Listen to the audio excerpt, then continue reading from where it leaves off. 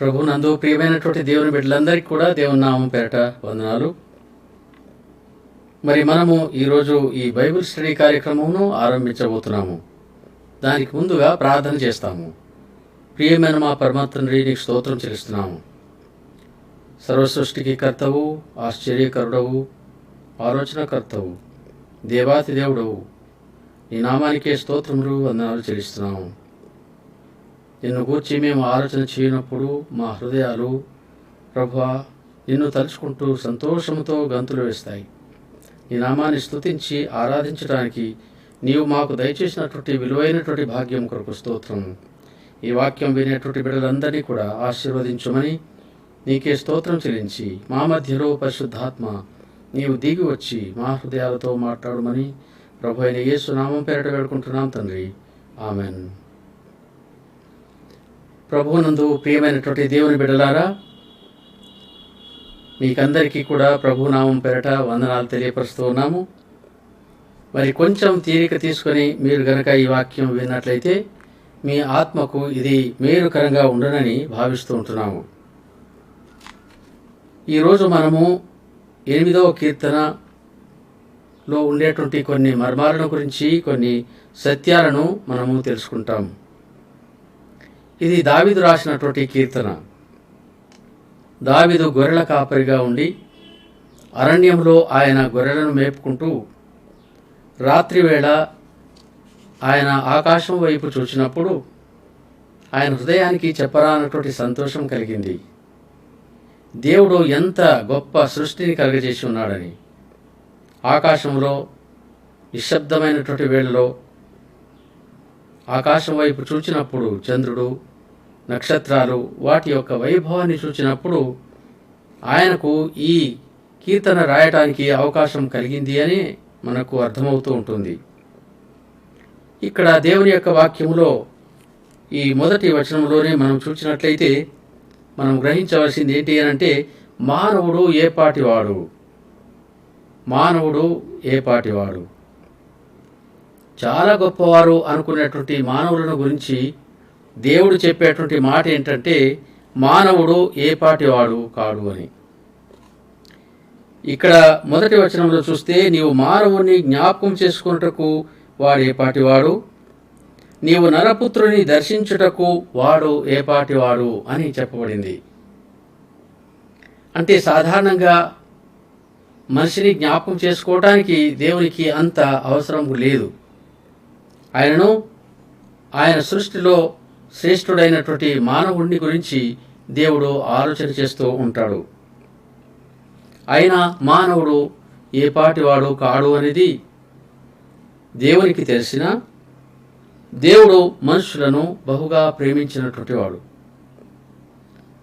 ఈ మొదటి వచనంలో ఆకాశములలో ఆయన మహిమ, భూమి అంతటా కూడా ఆయన నామము చాలా ప్రభావము కలిగినటువంటిది. ఆయన మహిమ, ప్రభావము అటు ఆకాశంలోనూ క్రింద భూమి మీద కూడా చాలా మహిమ కలిగినటువంటిది అని చెప్పబడింది. ఆకాశములో ఆయన మహిమను వివరించుచున్నవి, అంతరిక్షము ఆయన మహిమను ప్రచురపరచుచూ ఉన్నవి. ఇవి నిజానికి చూస్తే వాటికి మాటలేమీ రావు, కానీ వాటిని చూచినప్పుడు అవి దేవుని యొక్క మహిమను ప్రచురపరుస్తున్నట్టుగా ఈ వాక్యములో మనకు కనబడుతూ ఉంటుంది.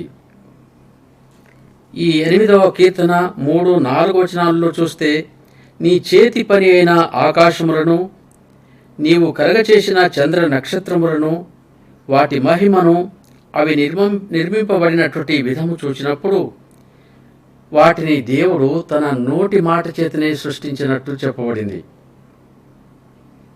ఇవి దేవుని చేతి పని అని చెప్పబడింది.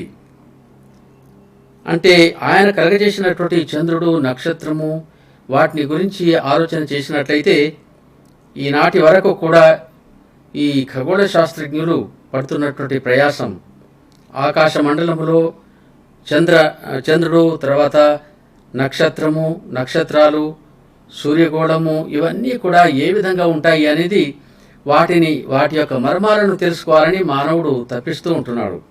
చాలా ప్రయత్నాలు చేస్తూ ఉన్నాడు. బిలియన్ల కొద్ది డబ్బులు ఖర్చు పెడుతూ ఉంటున్నాడు. కానీ ఇప్పటికీ దేవుని యొక్క సృష్టి మర్మం మనుషులకు అర్థం కావటమే లేదు. అంటే నిజానికి చూస్తే దేవుడు తన నోటి మాటతోనే చెప్పి ఇవన్నీ సిద్ధపరిచి ఉన్నాడు. అవి అవునుగాక అనంటే అయిపోయినట్టుగా మనము ఆదికాండం 1వ అధ్యాయంలో 1 నుండి 31 వచనం వరకు చూసినట్లయితే కనబడుతూ ఉంటుంది. దేవుని ఆజ్ఞ అంతే. ఆయన నోటి మాటతోనే ఈ భూమి మీద ఇప్పుడు మనం చూస్తున్నటువంటి సర్వ సృష్టి నోటి మాట ద్వారానే చేయబడినట్టుగా, అవి సృష్టింపబడినట్టుగా గ్రహించగలుగుతున్నాము. ఆయన జ్ఞానానుసారముగా అవి సృష్టింపబడినవి. అవునుగాక అనేసరికి అవన్నీ అయిపోయినట్టు వాక్యంలో ఉంది. భూమి, సముద్రం, అందున్నటువంటి జలరాశులు, ఆకాశ పక్షులు, పశువులు, జంతువులు, ఫలవృక్షాలు, ఇవి అన్నీ కూడా వాటిని చూస్తే మనుషుని యొక్క ఆలోచనకు అవి అసలు సంపూర్ణంగా అర్థం కానటువంటి విధం. అంటే దేవుడు మాత్రమే వీటిని అద్భుతంగా చేయగలిగేటువంటి శక్తివంతుడు అనేది అర్థమైపోయింది. వేవేల సంవత్సరాల నుండి ఎంతోమంది వీటిని గురించి పరిశోధన చేయడానికి ప్రయత్నం చేస్తూ ఉన్నారు. చాలామంది శాస్త్రజ్ఞులు రకరకాలుగా పరీక్షలు జరుపుతూ ఉన్నప్పటికీ వారికి ఇవన్నీ అంతుపట్టడమే లేదు. మన బాహ్య నేత్రములతో చూస్తున్నటువంటి ఆకాశము, సూర్యుడు, చంద్రుడు, నక్షత్రములు, అందున్నటువంటి సమస్తము లెక్కించడానికి వీలు పడినటువంటి గొప్ప సంఖ్య ఉంది. వాటిని ఎవరు కూడా లెక్కించలేరు. అన్ని నక్షత్రాలు, తర్వాత గ్రహాలు, వాటి పనితీరు, ఆకాశంలో అవి అమర్చబడినటువంటి రీతిలో వాటి తీరు, తర్వాత మానవ మేధస్సుకు అంతుపట్టనటువంటి విధంగా అవి దేవుని చేత సృష్టింపబడ్డాయి. దేవుడు ఎంత జ్ఞాని అనేది నిజంగా ఆలోచన చేస్తే అవి మన మేధస్సుకు అంతుపట్టనటువంటిది. రాను రాను టెక్నాలజీ కూడా బాగా పెరిగింది. దేవుని సృష్టి యొక్క రహస్యాన్ని అర్థం చేసుకోవటానికి మనుషులు ప్రయాసపడుతూ ఉంటున్నారు. కానీ ఎంత ప్రయాసపడ్డా వాటిని గూర్చినటువంటి విషయాలు పూర్తిగా తెలుసుకోలేనటువంటి సృష్టి మర్మాలు ఎన్నో ఉన్నాయి. దేవుని మాట చేత సృష్టింపబడినటువంటి దీని వేల సంవత్సరాల నుండి ఎంతోమంది శాస్త్రజ్ఞులు ప్రయాసపడిన ఇందులో ఉండేటువంటి మర్మం, ఈ రహస్యం అర్థమే కావటం లేదు. అట్లయితే ఇప్పుడు మనము బాహ్య నేత్రాలతో చూస్తున్నటువంటి ఆకాశము, నక్షత్రాలు, చంద్రమండలం, సూర్యుడు, వీటిని మనము చూస్తున్నాం. తర్వాత కొంతమంది అక్కడికి వెళ్ళి చంద్రమండలంలో కూడా వెళ్ళి అక్కడ ఏముందో అనేది పరిశోధన చేస్తూ ఉంటున్నారు. అయితే ఈ మట్టుకే మానవుడు ఇంత మట్టుకే పైన కనబడేటువంటి వాటిని గురించి మాత్రమే ఇంత ప్రయాసపడుతూ ఉన్నప్పుడు, వీటన్నిటికీ పైన ఇంకా 2వ ఆకాశం, 3వ ఆకాశం, ఇంకా ఆకాశాలు ఉన్నట్టు, దేవుడు ఆ స్థలంలో నివాసం చేస్తున్నట్టు మనకు కొన్ని వాక్యముల ద్వారా అర్థమవుతూ ఉంటున్నాయి. అంటే నిజానికి చూస్తే అక్కడ ఏం జరుగుతుంది, దేవుడు అక్కడుండి ఏం చేస్తున్నట్టు అనేది ఇప్పటి వరకు కూడా ఎవరికి అర్థం కానటువంటిది. అంటే దేవునికి ఒక గుణం ఉంది. ఆయన ఆకాశ మహాకాశములలో నివాసం చేస్తాడు. తర్వాత ఆయన భూమండలం మీద కూడా దిగి వచ్చి ఈ ప్రపంచంలో జరిగేటువంటి వాటన్నిటి కూడా శాసిస్తూనే ఉన్నాడు. మనకు ఏది కావాలన్నా ఆయన ఆకాశం నుండి అనుగ్రహిస్తాడు. భూమి నుండి పంటను ఇస్తున్నాడు, వర్షాన్ని అనుగ్రహిస్తాడు, వాతావరణమును ఆయన మేలుకరమైనటువంటి విధంగా మనుషులకు ఇస్తూ ఉంటాడు. ఏది ఎక్కువైనా మానవునికి విపరీతమైనటువంటి బాధలు భూమి మీద కలుగుతాయని దేవుడు సమస్తమును కూడా ఆయన సమరూపములో లేక సమాన రీతిలో మేలు కలిగేటువంటి విధంగా చేసి ఉంటున్నాడు. దేవుడు అంత జ్ఞానం కలిగినటువంటి వాడై మానవులను ప్రేమించి వారికి కావలసినటువంటి అన్నిటినీ కూడా సమృద్ధిగా ఆయన ఆకాశం నుండి తర్వాత భూమి నుండి అన్నీ కూడా మేలు నిమిత్తమై అనుగ్రహిస్తూ ఉంటున్నాడు. అయితే ఇక్కడ చూసినట్లయితే దేవుడు ఆశ్చర్యకరుడుగానే మిగిలిపోతూ ఉంటున్నాడు. మరి ఇవన్నిటినీ ఈ పైన మనకు కనబడేటువంటి వాటిని ఈ భూమి లోపల ఏముందో అనేటువంటిది పరిశోధన చేసినప్పుడు కొంత మట్టుకే మానవులకు గ్రహింపు కలుగుతూ ఉంటుంది. అయితే ఇక్కడ చూస్తే ఆయన సిద్ధపరిచినటువంటి పరలోక వైభవము ఏ విధంగా ఉంటుందో అనేది మానవునికి తెలియదు, ఏమీ అర్థం కాదు. ఎందుకు అనంటే అవి కనుచూపు మేరలో ఉండేటువంటివి కావు. మనుష్యుడు జ్ఞానము చేత అక్కడికి వెళ్ళి వాటిని చూసుకునేటువంటి పరిస్థితులు లేవు.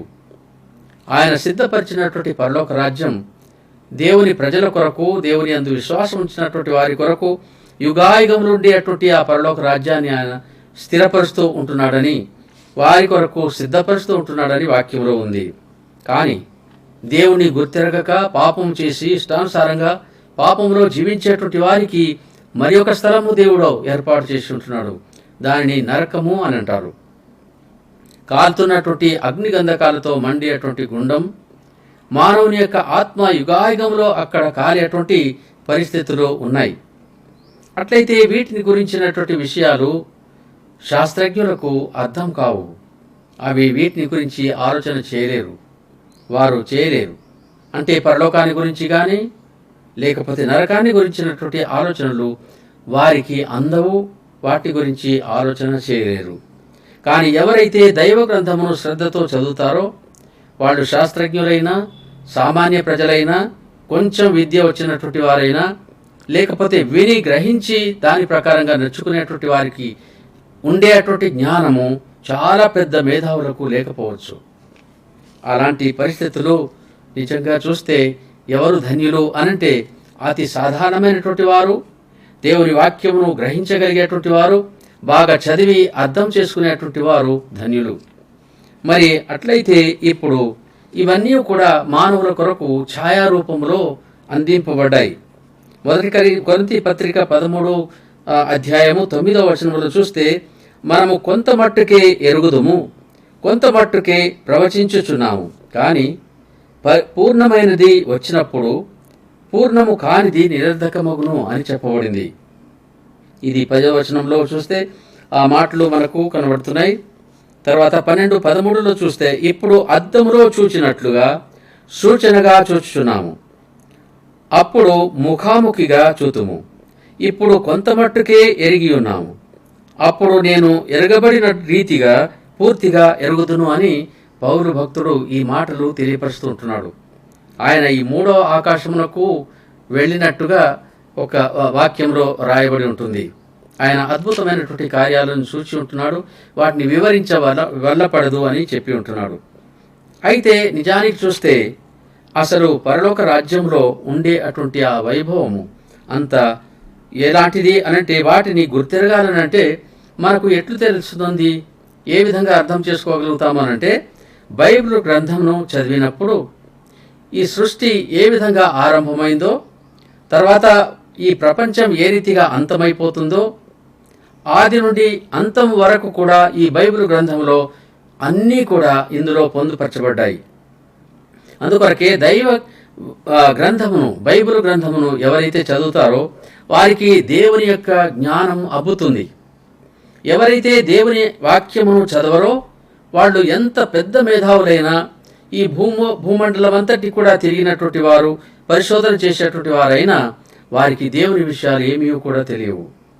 అట్లయితే ఎవరు ధన్యులు అనంటే, అతి సాధారణమైనటువంటి వారు కావచ్చు, విద్యావంతులు కావచ్చు, విద్య లేనటువంటి వారు కావచ్చు, లేకపోతే శాస్త్రజ్ఞులైనటువంటి వారు కూడా కావచ్చు. వారు దేవుని వాక్యం ద్వారానే అందులో ఉండేటువంటి మర్మాలను తెలుసుకోవటం ద్వారా దేవుడు మానవుల కొరకు ఏమేం చేసి ఉంటున్నాడో వాటిని వారు గ్రహించడానికి అవకాశం కలుగుతుంది. కాబట్టి దేవుని జ్ఞానమును బాగా పరిశీలించి చదువుకోవటం అనేది చాలా ప్రాముఖ్యమైనటువంటి విషయం. చదువుకుంటే సరిపోదు, కానీ వాటిని ప్రాక్టీస్ చేయటం ద్వారా ఏమవుతుంది అనంటే, అప్పుడు మనకు దేవుని యొక్క మర్మాలు, ఇంకింత లోతైనటువంటి విషయాలు అవి మనకు అబ్బుతూ ఉంటాయి, అవి మనకు గ్రాహ్యమవుతూ ఉంటాయి. అందుకొరకనే ఇప్పుడు ఆత్మ సంబంధి అయినటువంటి వారు మాత్రమే ఆత్మానుసారమైనటువంటి విషయాలను గ్రహిస్తాడు. కానీ శరీరానుసారమైనటువంటి మనుషులు, ప్రకృతి సంబంధమైనటువంటి మనుషులు వీటిని గ్రహించలేరు అనేది మనము తెలుసుకోవాల్సినటువంటి సత్యం. అది 1 కొరింథీ 2వ అధ్యాయంలో 15వ వచనంలో చూస్తే, ఆత్మ సంబంధి అయినటువంటి వాడు అన్నిటినీ వివేచించును అని చెప్పబడింది. ఆత్మ సంబంధి అయినటువంటి వానికి ఈ జ్ఞానం అబ్బుతుంది. ఏది మంచిది ఏది చెడ్డది అనేది తెలుసుకొని చాలా భద్రంగా తను తాను కాపాడుకొని నమ్మకంగా జీవించడానికి ప్రయత్నం చేసేటువంటి వాడే నిజమైనటువంటి జ్ఞానం కలిగినటువంటి వ్యక్తి. ఇక్కడ కొంతమంది ఏ విధంగా పరిశోధనలు చేసేటువంటి వారు ఉన్నారో మనము చూడవచ్చు. రష్యా నుండి రోదసి యాత్రకు వెళ్ళినటువంటి వ్యోమగామి ఒకతను అంతరిక్షం నుండి తిరిగి వచ్చిన తర్వాత ఆయన ఏమన్నాడంటే, నేను అంతరిక్షములోకి వెళ్ళిన తర్వాత అక్కడ పరిస్థితిని నేను చూసి దేవుడు అనేటువంటి వాడు ఉన్నాడా అని నేను వెతికి తెలుసుకున్నాను, కానీ దేవుడు నాకు కనబడలేదు. అయితే నాకు కనబడలేదు కాబట్టి ఆయన లేడు అని నేను అనుకుంటానని అన్నాడు రష్యా వ్యోమగామి.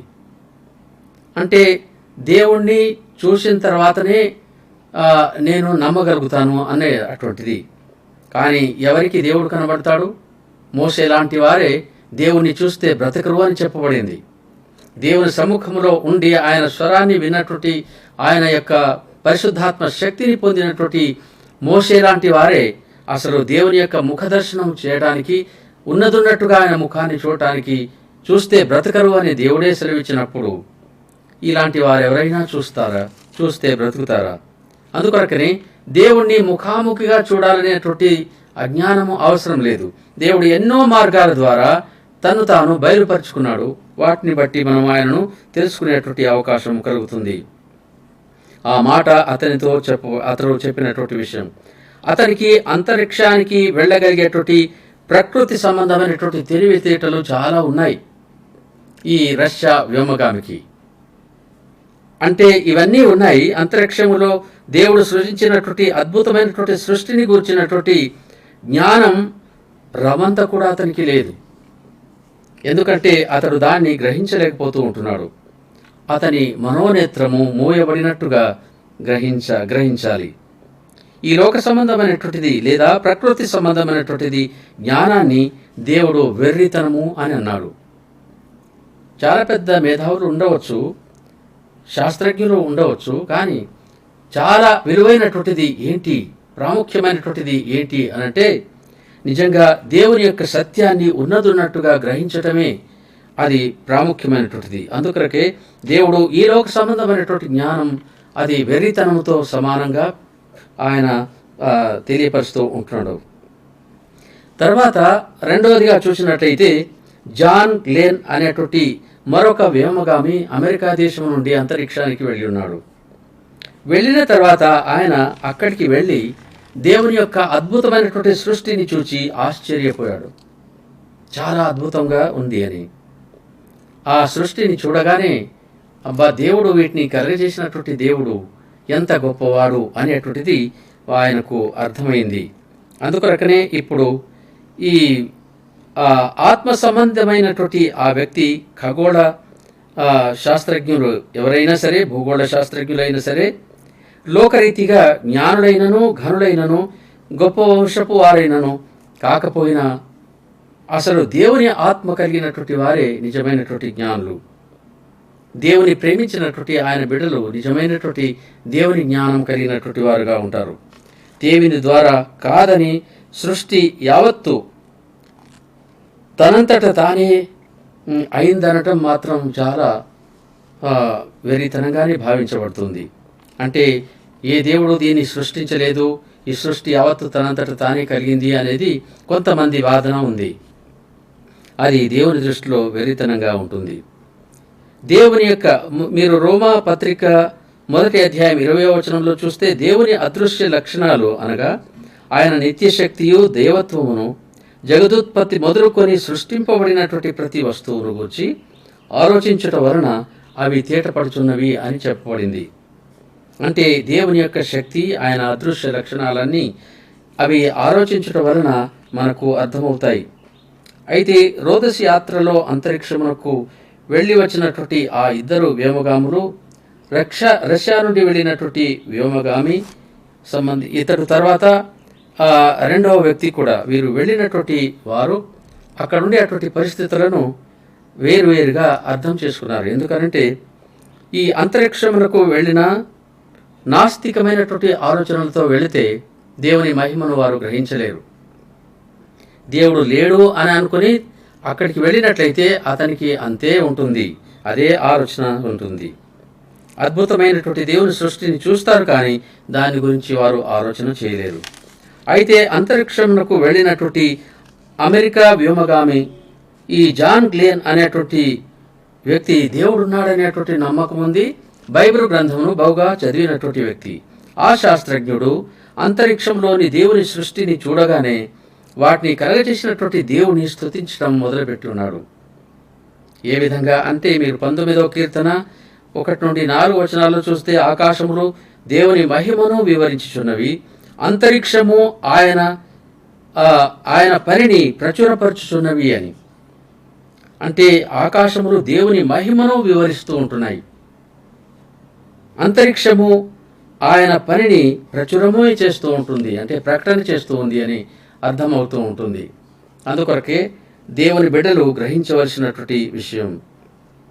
ఈ కీర్తన 8:3లో, నీ చేతి పని అయినటువంటి నీ ఆకాశములను నీవు కలగచేసినటువంటి చంద్ర నక్షత్రములను నేను చూడగా, నీవు మనుష్యుని జ్ఞాపకం చేసుకున్నటకు వాడు ఏపాటివాడు అని చెప్పబడింది.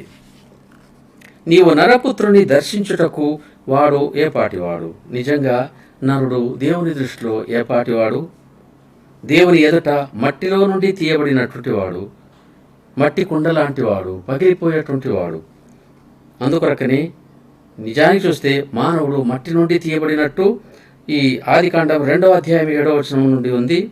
తర్వాత 3వ అధ్యాయం 19 ఈ ఆఖరి మాటలు చూసినట్టయితే, మానవులు దేవుని ఆజ్ఞను అతిక్రమించి దేవుని శాపాన్ని తెచ్చుకున్న తర్వాత వారు నేల నుండి తీయబడినారని, తిరిగి మన్నైపోతూ ఉంటారని వాక్యంలో ఉంది.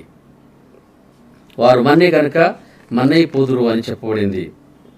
నేల నుండి తీయబడినటువంటి వారు వీరు సాధారణంగా మరలా చనిపోయిన తర్వాత మట్టిలో కలిసిపోతారు. కానీ ఆ ప్రసంగి గ్రంథం 12వ అధ్యాయం 7వ వచనంలో చెప్పినట్టుగా మట్టి శరీరం మట్టిలో వెళ్ళిపోతుంది, కానీ ఆత్మ దాని దయచేసినటువంటి దేవుని దగ్గరికి మరలా వెళుతుంది అని బైబిల్ చాలా స్పష్టంగా బోధిస్తుంది. అంటే ఇప్పుడు శరీరం మట్టిలో కలిసిపోతుంది నిజమే, కానీ మహిమ దేహముతో ఆత్మ పరలోక రాజ్యమునకు దేవుని సన్నిధికి వెళుతుంది. అందువలన ఇక్కడ వాక్యం ప్రకారం చూస్తే నరుడు ఏపాటివాడు కాడు అని, మట్టిలో నుండి తీయబడినటువంటి వాడు. యోబు గ్రంథం 14:1-2 వచనాల్లో చూస్తే, నరుడు కొద్ది దినముల వాడై మిక్కిలి బాధనందును, తర్వాత పువ్వు వికసించి వాడు వాడిపోతాడు అని చెప్పబడింది. ఆ తర్వాత మనుష్యుడు నీడ వంటి వాడు అని చెప్పబడింది అదే వాక్యంలో చూస్తే. 6వదిగా చూస్తే, నరుడు ప్రాణం విడిచిన తర్వాత వారు తటాక జలములు ఇంకిపోవునట్లుగా, నది నీరు హరించిపోవునట్లుగా అలాగున వారు లేకుండా అయిపోతారు అని చెప్పబడింది. యోబు గ్రంథంలో ఈ మాటలు రాయబడి ఉంటున్నాయి. వారు పడుకున్న తర్వాత మరలా తిరిగి లేవరు అని చెప్పబడినటువంటి మాట. యోబు 25:6 వచనంలో చూస్తే, నరుడు పురుగు వంటి వాడు అని చెప్పబడింది. పురుగు లాంటి మనుష్యుడు అంటే దేవుని దృష్టిలో ఎంత స్వల్పమైనటువంటి వాడో ఈ మనుష్యుడు.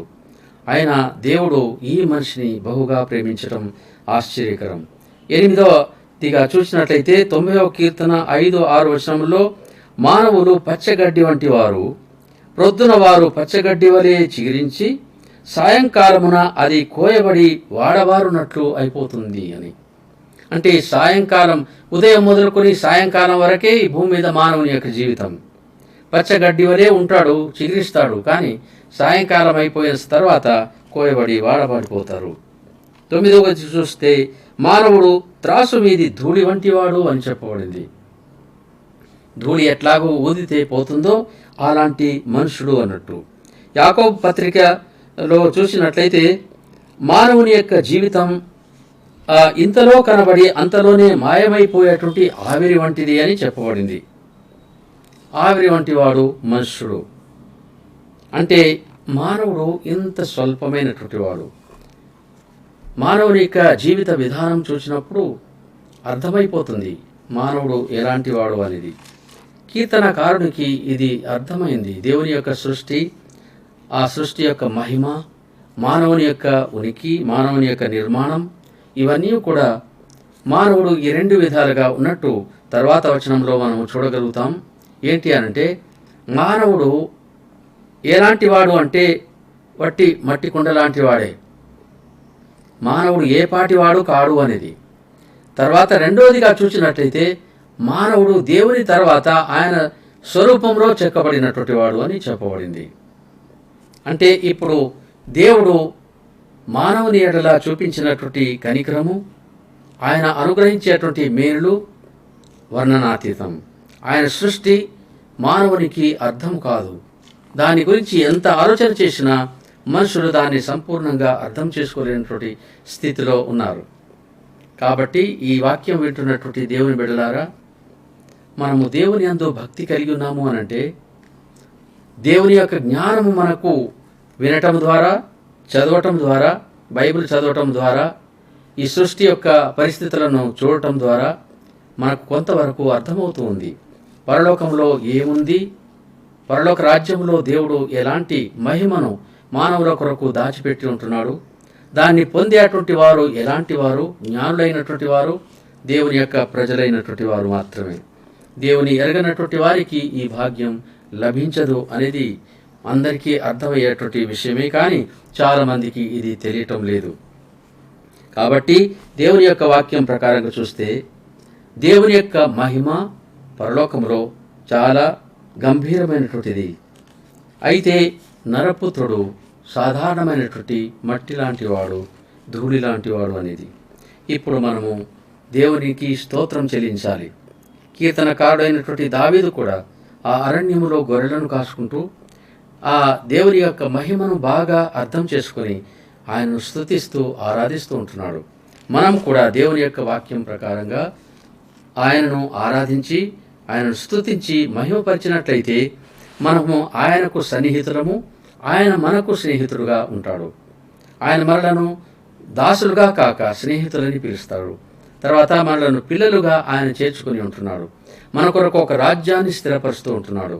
దాన్ని పొందాలనంటే ఈ లోకంలోనే దేవుని మహిమ కొరకు జీవించినప్పుడు దేవుడు మనలను ఆశీర్వదిస్తాడు. దేవుడి ఈ వాక్యాన్ని వినేటువంటి ప్రతి వారికి ఆశీర్వాదకరంగా మార్చునుగాక. ప్రార్థన చేస్తాం. మహాపరిశుద్ధమైనటువంటి పరమ తండ్రి, నీ కార్యములు ఎంత ఆశ్చర్యకరములు, నీ సృష్టి ఎంత మర్మంతో కూడినటువంటిది, ఎంత అద్భుతమైనటువంటిది. మానవులకు అది వర్ణనాతీతం. అందులో ఉండేటువంటి మర్మాలు వివరించి చెప్పాలనంటే మానవునికి సాధ్యపడదు. ప్రభువా, గొప్ప గొప్ప శాస్త్రాలు పండితులకు ఇవి అర్థం కానటువంటి పరిస్థితులు. అతి సామాన్యులైనటువంటి వారికి నీవు బయలుపరిచి వారు నీ గొప్ప శక్తిని, జ్ఞానమును తెలుసుకునేటువంటి భాగ్యం అనుగ్రహించి పరలోక రాజ్యమునకు పోవుటకు వారికి మార్గం తెరిచి ఉంటున్నావు. ఎవరైనా సరే నీ యందు భక్తి కలిగి విశ్వాసంతో జీవించినట్లయితే వారికి నీవు అనుగ్రహించేటువంటి కృప బహు గొప్పది. అందుకొరకే నీకు స్తోత్రములు, వందనాలు చెల్లిస్తూ వాక్యం విన్నటువంటి దేవుని బిడ్డలందరినీ కూడా ఆశీర్వదించి వారు అనుదినము తమను తాము పరీక్ష చేసుకుంటూ వారు నీ మహిమ కొరకు జీవిస్తూ పాపమునకు వేరై దేవునికి సన్నిహితులై జీవించులాగున ప్రతి ఒక్కొక్కరికి నీ కృపా జ్ఞానము పరలోకం నుండి ప్రసాదిస్తామని నమ్మి నిన్నే స్తుతించి ప్రభు అయిన యేసునామం పేరట వేడుకుంటున్నాం తండ్రి. ఆమెన్. మన ప్రభు అయిన యేసుక్రీస్తు యొక్క కృప, తండ్రి అయిన దేవుని ప్రేమ, పరిశుద్ధాత్మ యొక్క అన్యోన్య సహవాసం ఇప్పుడును ఎల్లప్పుడూను ఈ వాక్యం వింటున్నటువంటి ప్రతి నీ బిడ్డతో సదాకాలం తోడై ఉండునుగాక. ఆమెన్. ఆమెన్.